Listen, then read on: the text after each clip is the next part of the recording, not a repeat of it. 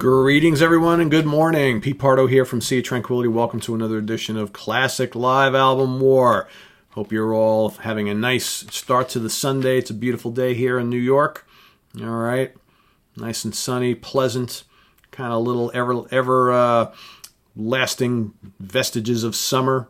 Okay, kind of still creeping into our days, even though technically I believe it's fall now, right? So we got two really cool live albums, two kind of quirky live albums, all right, by two bands that never quite really made it big, but both did some really interesting things throughout their career, combining kind of like, rock and hard rock and prog and some theatrical flair and, just all sorts of interesting kind of complexities to their music, right? We're talking about from the US of A, the Tubes, What Do You Want From Live? And on the other end of the ring, we've got Max Webster from Canada, Live Magnetic Air. All right, two really cool, fun albums. Like I said, one from 78, one from 79. So let's start with the Tubes first, all right? This, obviously this live album came out way before She's a Beauty and, all that, the more popular Tubes stuff, all right, which the Tubes in the early mid-'80s kind of started to catch on a little bit here in the U.S. based on the success of a couple singles.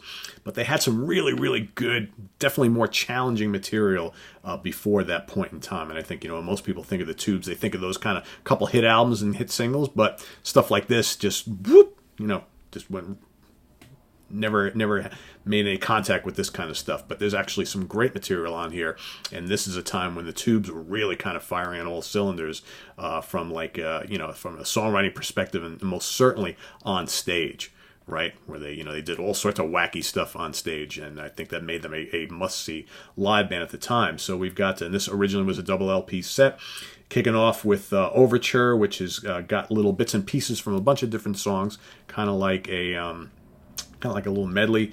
Then you got Get Yourself a Deal, Show Me a Reason, great tune. What Do You Want From Life, one of their most popular tunes, of the early part of their career. Also kind of what the live album is named after. What Do You Want From Life is just great. It's catchy, it's quirky, it's kind of proggy, really good stuff. What else? God Bird Change, killer instrumental. If you didn't think that the Tubes had chops of doom and could do the straight cranking prog stuff, listen to that tune, right? Awesome. Special Ballet, Don't Touch Me There. Don't touch me there. Kind of a quirky, these guys were just, that's like a perfect way to describe the Tubes. Just so quirky, man. They could do all sorts of stuff. Mondo Bondage, probably my favorite Tubes tune. Heavy hard rock stuff. Then you got the very cool Smoke, all right, and then a fun crime medley where they take like the theme songs to a lot of crime TV shows and movies and things like that. Very cool. I Was a Punk Before You Were a Punk. Okay, again, these guys did a little punkish stuff to some of their music. Did a lot of different flavors to their music. I Saw Her Standing There, obviously the old Beatles tune. A little drum solo, Boy Crazy. You're No Fun, nice hard rock tune. Stand Up and Shout, and of course, White Punks on Dope to finish it all up. Again, another one of their more popular tracks from the early part of their career.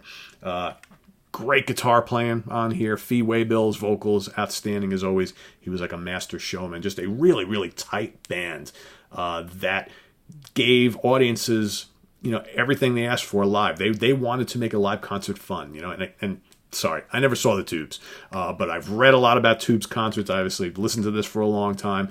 These guys obviously wanted to make a concert an event, right, and get It's almost like going to like a theatrical performance, right, with music. Got to give them credit for that, right?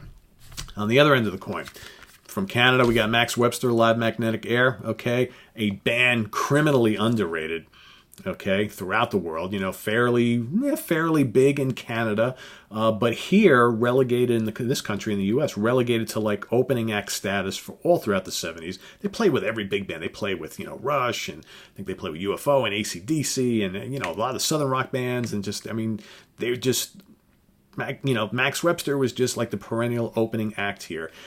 And it's just amazing that they never kind of elevated beyond that, because a lot of their songs are really accessible, okay? A lot of great hooks, challenging enough for the prog fans. A lot of real proggy stuff on here, a lot of heavy stuff on here. These guys were killer musicians, okay? Ken Mitchell, great frontman and singer, and a shredding guitar player. The whole band really cool. So if you listen to a lot of their studio albums, a lot of really cool prog, a lot of like hard rock, a lot of more pop-laden stuff. They kind of could do it all. Very quirky too, just like the Tubes. There's a lot of similarities between the music of these two bands. Okay, I think that overall Max Webster a little bit heavier, but as far as like, I mean, they both did a lot of very similar type of themes and stuff like that. Their music, they could do the pop thing, could do the prog thing, they could shred, hard rock, all that kind of stuff. So what do we got on Live Magnetic Air, which was done later in their career, okay? America's Veins kicks it all off. Great, great tune. Okay, great hard rock tune with lots of hooks, little proggy arrangements here and there. Paradise Sky is one of my favorite Max Webster tunes. That should have been a huge hit here. No ands or buts about it. Great tune. In Context of the Moon, more prog, hard rock and prog. Night Flights, great rockin' tune. Lip Service, Sonia Town Reggae, Here Among the Cats, Here Among the Cats. It's got a great hook, a great tune. Gravity, killer on here. Great Kim Mitchell guitar work. Waterline, Charmonium, total prog, right? And then their wonderful anthemic fun tune Hangover, okay, with some lethal Kim Mitchell guitar work in that. So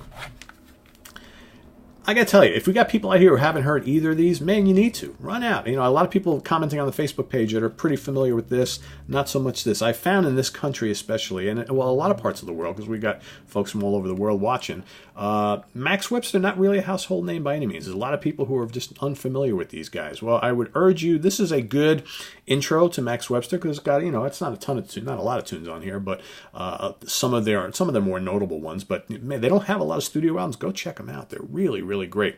So, but if I were to kind of combine, you know, talk about the two of them and give you my pick for which one kind of does it for me just a little bit more, perhaps, because I love them both. I really do. I'm gonna, just because I think of because it's got more material on it. You know, this is originally a double album, and I just think that there's some truly groundbreaking stuff on here. I think that this is damn good, but I think this is a really good representation of just kind of what the Tubes were all about earlier in their career before they started to kind of crank out some hits and produce some more radio-worthy material. Although there's still some of that on here, but I just think this gives you a really good snapshot of just what the Tubes were all about. They were just a really different, fun band, and this is a really fun live album where they go do all sorts of crazy stuff. While this is just a really solid live album, really, really solid. Again, really good representations of the studio tracks done live, okay? But this gives you kind of, you know, this really makes you feel like you're there at the show with the Tubes, okay? Little more than this does, okay? This is just a really, really strong live album. The tunes sound like they do on the studio versions, right? But this, you feel like you're sitting there in the front row watching and hanging out with the band and taking part in all the festivities that are going on. So I'm going to give unanimous decision to the Tubes today in this battle. Okay, no disrespect to Max Webster, because I love him. I probably like Max Webster. I probably like Max Webster better as a band. Okay, but this is the better live album. Okay, that's how I'm going to leave that one. So visit us on the web at www.seatranquility.org. We're on Facebook. We're on Twitter. Of course, we're here on YouTube every damn day. Remember, place your vote for whichever one you prefer. You'll see a little white bubble upper right-hand corner of the screen here with a little letter I in the middle. Click that. You'll get your choice to vote for the Tubes, vote for Max Webster. You can also go to our Facebook page and vote on the poll, which has been going on there all morning. So do one or the other or both, right? And in 6 days, one of these two is going to move on to the second round, okay? We're probably, maybe not quite, but we're probably close to halfway through the first round. We still have a lot of battles to get to, so it's going to take us at least another couple of weeks, and then we should have a good idea of all our winners from round one to go into round two, where they're going to start going against each other, and we're going to eventually find out which is your favorite live album of all time. All right, so that's coming up in the months ahead, guys, weeks and months ahead. So stay tuned, and we'll see you tomorrow. Have a good one. Bye-bye.